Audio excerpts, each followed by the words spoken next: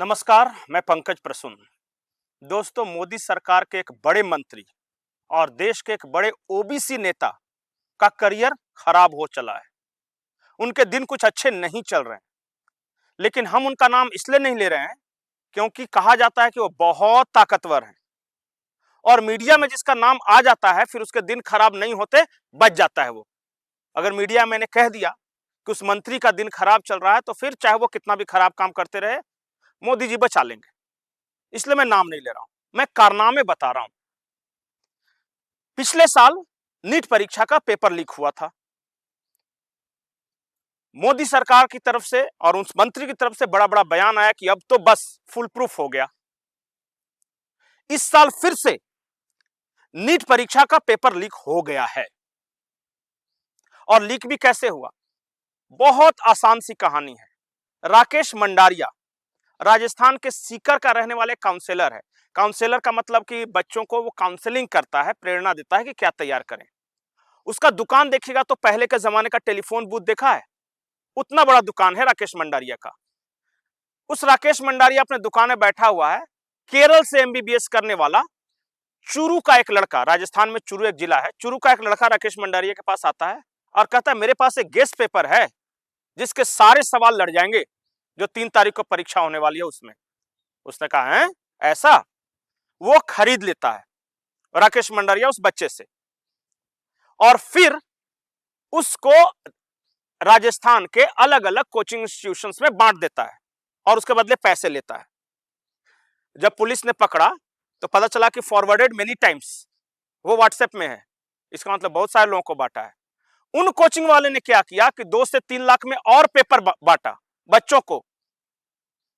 और हद ये हो गई कि अंतिम दिन, जैसे 3 तारीख को परीक्षा है, 2 तारीख के रात के बाद से 30-30 हजार, 35-35 हजार में वो पेपर बिक रहे थे।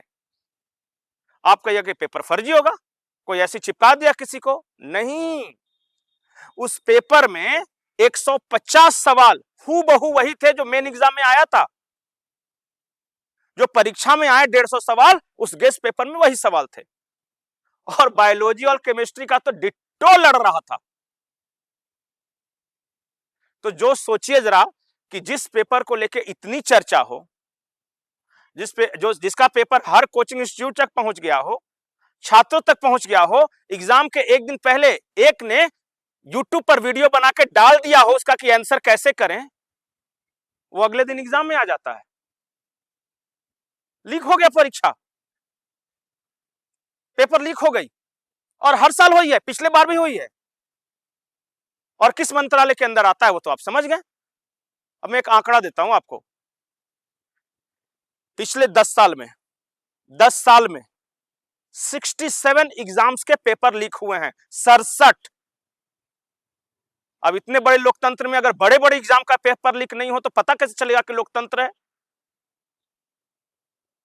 इस देश में पढ़ाई गुनाह हो गया है क्योंकि बड़े बड़े नेताओं के बच्चे, बड़े बड़े बिजनेसमैन के बच्चे, जिसके पास पैसा हो, पैसा देकर क्वेश्चन पेपर खरीद लेंगे, आंसर खरीद लेंगे, एग्जाम तो उनको मिलेगा। आम बच्चों का क्या होना? यह चाहिए था कि जिस मंत्रालय से पहली बार यह गलती हुई है, सजा उसी वक्त मिलनी चाहिए थी। लेकिन एक गलती हुई, नीट पेपर एग्जाम लीक किया, उसके बाद धड़ाधड़ एग्जाम्स के पेपर लीक होते रहे।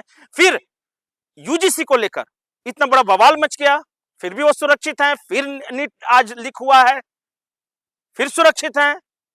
बजाओ ताली, क्योंकि वो ओबीसी नेता हैं, इतने बड़े नेता हैं, वो बीजेपी को जिता देते हैं, इसलिए सुरक्षित हैं।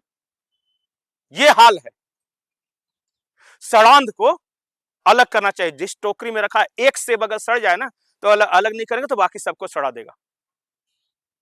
ये हाल है। और जो मैं आगे की कहानी सुनाने जा रहा हूं वो इससे भी ज्यादा खौफनाक है। इस देश में सिस्टम कैसे चल रहा है उसका एक उदाहरण बताता हूं।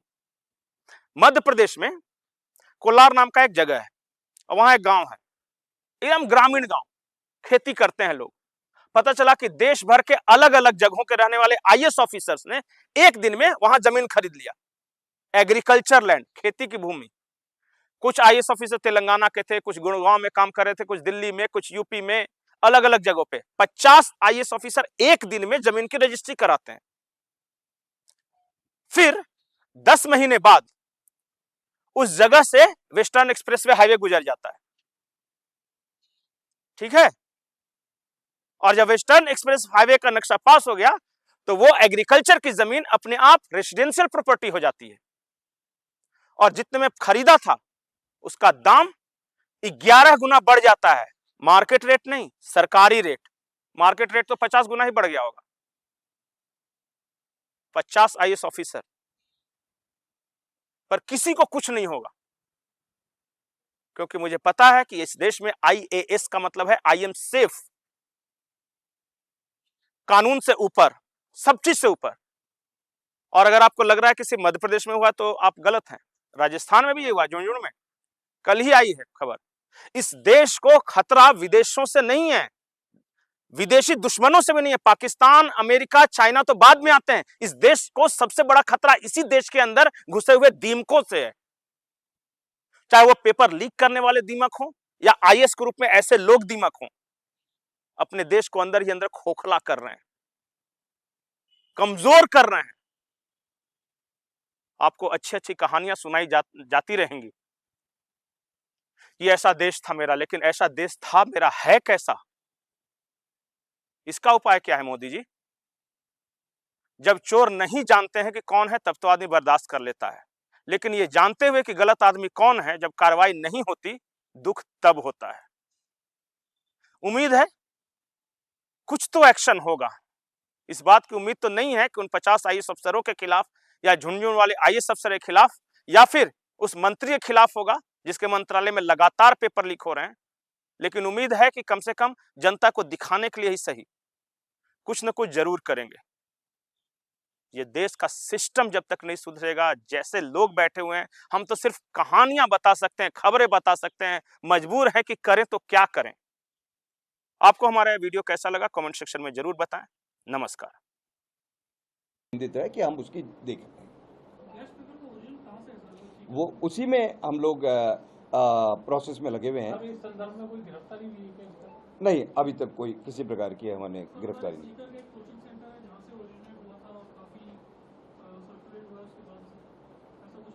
ऐसा हमारी जानकारी में नहीं आया है कि हमने काफ़ी लोगों से बातचीत करी है कि किस जगह से ओरिजिन हुआ है, कहाँ से क्या हुआ है, लेकिन जो बच्चे जो एग्ज़ाम्स दे रहे थे उनके पास में उनके व्हाट्सएप पे उनके उसके मोबाइल के ऊपर इसका ट्रैवल होना पाया गया है।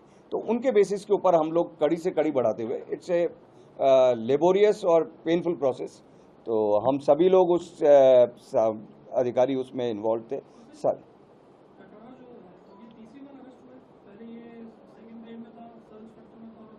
और फर्स्ट ग्रेड में भी था पहले, फर्स्ट ग्रेड में पहले इकोनॉमिक्स के पेपर में इनको गिरफ्तार किया था। अब ये एग्रीकल्चर में चौथी बार गिरफ्तार।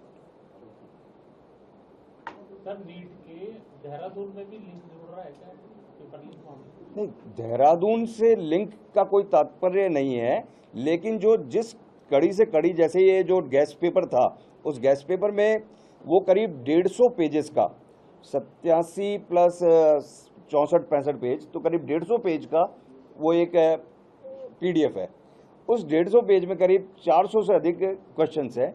उसमें से 120 के करीब क्वेश्चंस बताया जाता है कि आए हैं। वो क्वेश्चंस कौन से कहाँ पे है, कौन सा किधर है, तो एक एक चीज़ को चेक करना। फिर यदि वो देहरादून में, यदि कोई व्यक्ति उसी लिंक में कोई देहरादून में था, तो उसको हमने पूछताछ कर रहे हैं कि क्या है।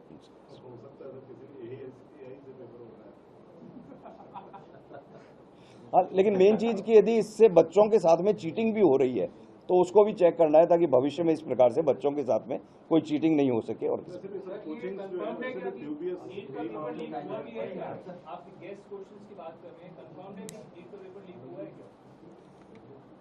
नहीं, ये किसी प्रकार का कोई कंफर्म नहीं है, ना कहीं से है, न हम लोग नीट की ऑर्गेनाइजिंग एजेंसी है जो ये बता सकते हैं कि भाई इसमें। We are the investigating agency and we are investigating on the basis of this gas paper, जिसमें करीब जो ये ओपन डोमेन में अवेलेबल है ये गैस पेपर।